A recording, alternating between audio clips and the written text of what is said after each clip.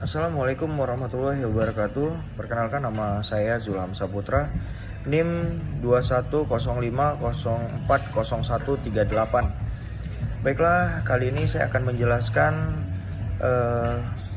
tentang penyelesaian sengketa hukum internasional dengan mata kuliah hukum internasional.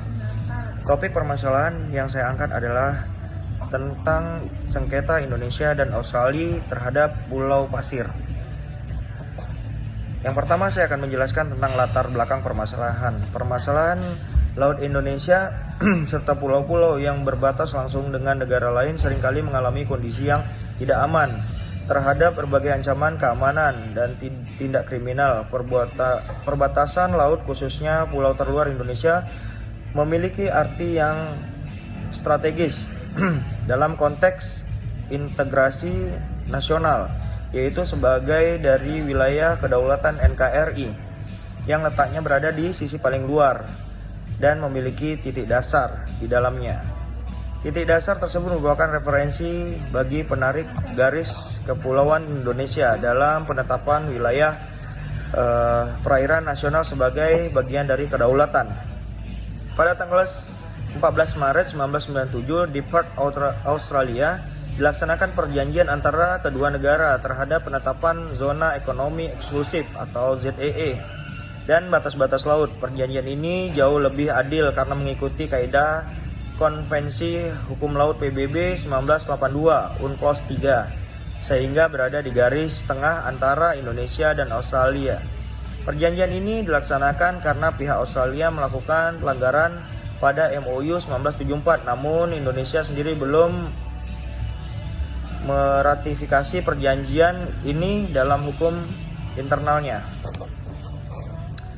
Pada awal tahun 2003, Australia mengeluarkan kebijakan baik persetujuan bagi hasil di celah Timor dengan negara-negara Timor maupun kebijakan menutup kawasan Pulau Pasir dari semua kegiatan penangkapan ikan oleh nelayan Indonesia mulai 3 Juli 2003. Australia tidak bisa secara sepihak menerapkan kebijakan di kawasan gugus Pulau Pasir, melainkan seluruh kebijakan harus melalui pembicaraan dua negara, Australia dan Indonesia, karena wilayah itu masih dikelola bersama. Masih terjadi kasus nelayan Indonesia yang tertangkap di Pulau Pasir, menunjukkan hal yang menarik dalam pembahasan kali ini. Dalam dunia internasional, dasar hukum yang digunakan suatu negara untuk mengklaim suatu wilayah sebagaimana dari kedaulatan ialah harus menggunakan sumber hukum internasional. Dasar hukum tersebut diatur dalam artikel 38 Statuta Mahkamah Internasional. Sumber hukum ini mencakup perjanjian konvensi internasional baik bersifat umum ataupun khusus. Secara tegas menyebutkan ketentuan yang diakui negara berselisih. Di Australia, dasar hukum internasional yang digunakan untuk menetapkan Pulau Pasir sebagai bagian dari kedaulatan adalah dengan dilakukan perjanjian dari Inggris kepada Australia pada tanggal 23 Juli tahun 1931. Masalah pemanfaatan sumber daya laut di Pulau Pasir masih menjadi isu yang menarik untuk dikaji dan dibahas pada saat ini. Banyak yang mempertanyakan isi dari perjanjian antara Australia dan Indonesia yang menyangkut tentang keabsahan dan dasar melandasi suatu perjanjian itu dibuat disetujui oleh kedua belah pihak pada hukum internasional. Baiklah, saya akan melanjutkan tentang rumusan permasalahan. Berdasarkan uraian di atas, rumusan masalah sebagai berikut. Bagaimana upaya pemerintah Indonesia dan Australia dalam penyelesaian masalah sengketa pemanfaatan sumber daya laut di Pulau Pasir. Yang pertama, saya akan menerangkan tentang pemikiran, yaitu hukum internasionalnya.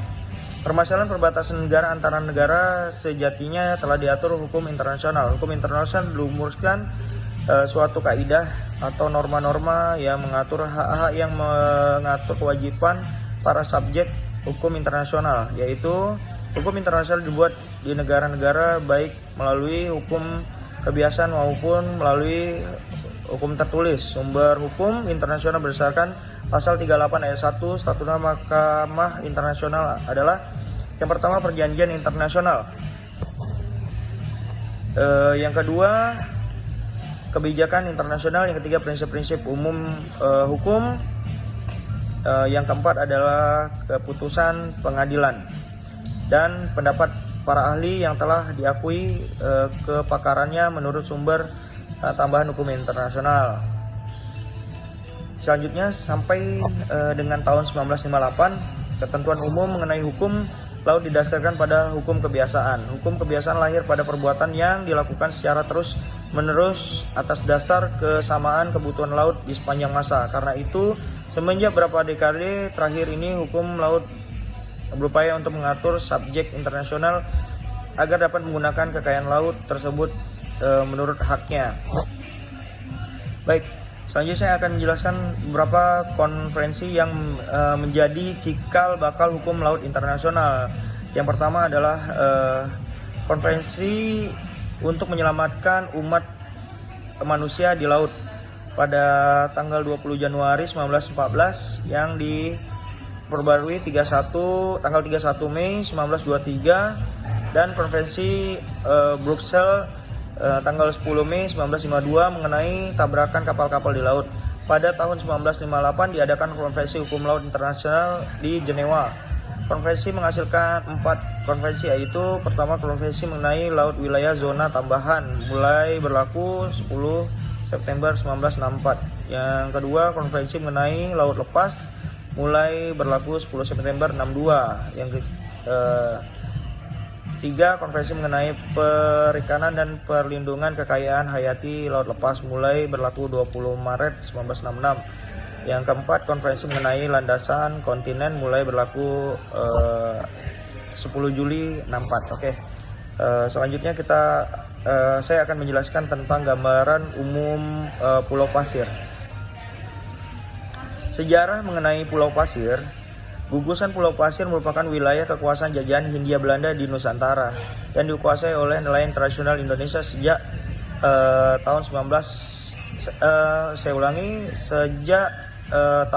1609 hingga tahun 1970-an sebelum ditantangani MOU 1974 yang dilakukan oleh dua pegawai dari Departemen Luar Negeri Departemen Australia yang mengatur tentang hak-hak nelayan Indonesia tradisional Indonesia di Pulau Pasir. Gugusan Pulau Pasir terletak di Samudra Hindia dengan jarak 60 mil dari Pulau Rote, Kepulauan Rote Endo, Nusa Tenggara Timur. Berdasarkan sejarah, ratusan tahun lalu terdapat 18 kerajaan di pulau tersebut. 2 diantaranya saat ini berubah menjadi Kampung T dan Kampung Papela yang masyarakatnya secara temurun telah menangkap ikan di wilayah yang ditetapkan dalam MOU tahun 1974. Selanjutnya saya akan menjelaskan tentang perairan Indonesia yang berkembang di UNCLOS. Yang pertama, Deklarasi Juanda. Negara Indonesia mencatat tonggak sejarah baru di bidang hukum laut yang memperkokoh kedaulatan negara Republik Indonesia. Ketika 13 Desember 1957 Perdana Menteri Juanda Kartawijaya mengeluarkan sebuah pernyataan mengenai wilayah perairan di negara Republik Indonesia yang lengkap sebagai berikut. Bentuk-bentuk geografi Indonesia sebagai suatu negara kepulauan yang terdiri dari beribu kepulauan mempunyai sifat corak tersendiri bagi kebutuhan teritorial dan untuk melindungi kekayaan Indonesia. Semua kepulauan laut terletak di antaranya harus dianggap sebagai kesatuan yang bulat. Selanjutnya, saya akan menjelaskan tentang Pulau Pasir oleh nelayan Indonesia berdasarkan UNCLOS 1982. Sejarah mencatat pada tahun 1650 sampai 1750 nelayan Makassar masuk ke Australia untuk mengambil tripang yang kemudian dijual ke daratan Cina. Sementara penduduk di Pulau Rote jauh sebelumnya sudah berada di pulau itu untuk menangkap ikan dan mencari siput serta tripang. Sesuai dengan proklamasi Kapten Philip Cook tahun 1770 bahwa seluruh daratan Australia adalah milik Kerajaan Inggris. Bintang 3 Roa adalah bintang pedoman negara Pulau Rote, berlayar dari pelabuhan Papela menuju gugusan pulau-pulau pasir. Kita masuk ke pembahasan tentang sengketa antara Indonesia dan Australia.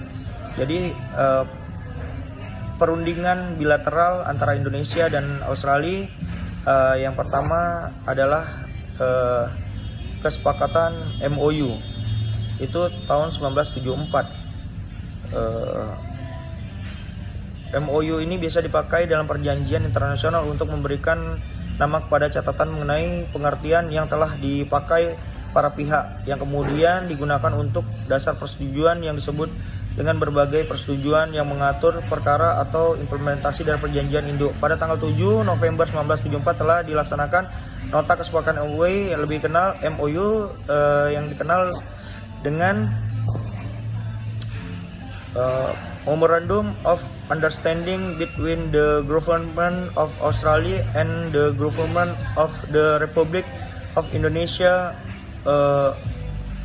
regarding the operation of Indonesia traditional fishermen in area of the Australia exclusive fishing zone and continent shelf, yang dikenal dengan istilah MOU Box 1974, yang mengatur tentang hak dan kewajiban nelayan tradisional Indonesia dan ketentuan menangkap ikan, ketentuan lainnya di gugusan Pulau Pasir.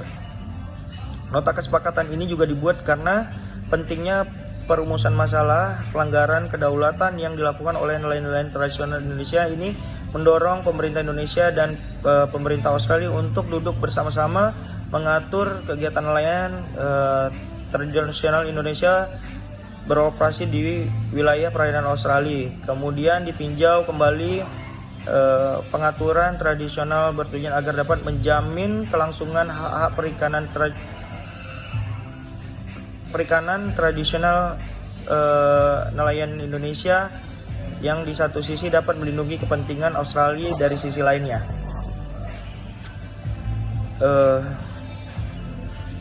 Selanjutnya saya akan menjelaskan tentang kesepakatan tentang antara Indonesia dan Australia. Itu terjadi kesepahaman pada tanggal 6 dan 7 November 1974, di mana wakil dari pemerintah Australia dan pemerintah Indonesia, Republik Indonesia, sudah menyetujui dan merekam pemahaman beberapa berikut ini. Yang pertama, pemahaman ini akan berlaku bagi meminta kepada nelayan tradisional Indonesia dalam operasi tidak penangkapan ikan dan eksklusif di atas landasan kontinen. Yang kedua, pemerintah Indonesia memahami bahwa hubungan memancing di dalam daerah penangkapan ikan Australia dan yang eksklusif dan ekspor dapat mengambil sumber daya alam yang berhubungan dengan landasan kontinen Australia. Selanjutnya saya akan menjelaskan tentang kesepakatan dan kerjasama kelautan antara Indonesia dan Australia. Kedua negara sepakat untuk meningkatkan pengawasan dalam upaya pengendalian illegal fishing di perbatasan ZEE melalui beberapa kerjasama, yaitu peningkatan patroli terkoordinasi, pertukaran data dan informasi, kunjungan timbal balik antara kapal patroli perikanan Indonesia dengan kapal patroli bea cukai Australia, peningkatan kapasitas SDM pengawasan perikanan melalui pelatihan dan dukungan terkait lainnya yang diperlukan untuk kapal pengawasan perikanan Indonesia. Baiklah, untuk dari kesimpulan permasalahan sengketa internasional antara Indonesia dan Australia terhadap Pulau Pasir, itu bisa kita simpulkan bahwasannya telah dilakukan perjanjian MOU Box 1974 antara Indonesia dan Australia yang mengatur tentang hak dan kewajiban tradisional nelayan Indonesia. Itu terbagi menjadi ketentuan penangkapan ikan dan ketentuan lainnya di gugusan Pulau Pasir. Kemudian pada tahun 1989 sudah disepakati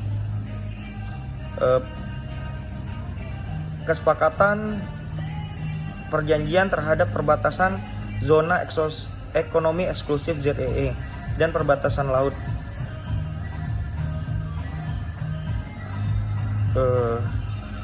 Dalam perjalanannya ternyata banyak pelanggaran-pelanggaran yang dilakukan oleh nelayan-nelayan Indonesia. Salah satunya jenis pelanggaran yang sering dilakukan para nelayan tradisional Indonesia adalah pengambilan jenis-jenis biota laut tertentu sehingga bagian dari sumber daya alam hayati yang dilarang seperti pengambilan penyu, burung beserta telurnya, pelanggaran terhadap penggunaan fasilitas yang digunakan dalam kegiatan penangkapan ikan di mana fasilitas itu tersebut tidak boleh yang telah ditetapkan melalui MOU Box 1974 dan Agreement 1989. Selain nelayan tradisional tidak dapat mengerti membaca peta, tetapi juga karena tidak terdapat tanda-tanda yang jelas menunjukkan batas-batas yang dimaksud dari MOU 1974 maupun Agreement 1989. Sementara para nelayan tradisional pada umumnya tidak dilengkapi dengan peralatan navigasi. Mungkin sampai di sini yang saya dapat jelaskan. Terima kasih banyak untuk dosen pengampu Ibu Eni, SHMH, dan semua teman-teman kelas Ilmu Hukum Paralel 2021. Wassalamualaikum warahmatullahi wabarakatuh.